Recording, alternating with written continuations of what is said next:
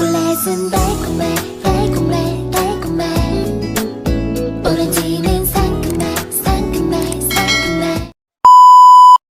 Hello guys! Welcome back sa aking YouTube channel.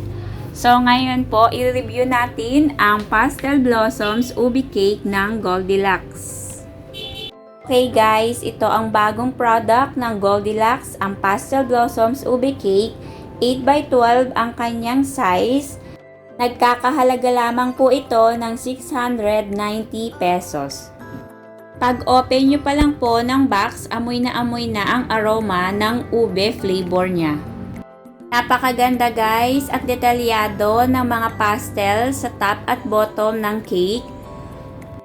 Ang ganda nito guys sa personal. Kung mahilig kayo sa ube flavor, tamang-tama ito para sa inyo.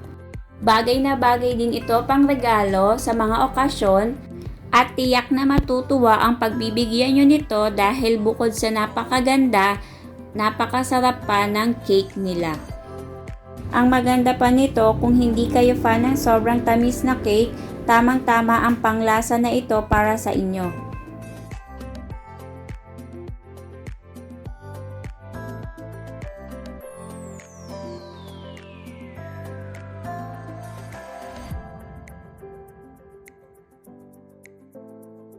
Tamang-tama lang guys ang lasa niya, hindi siya sobrang tamis.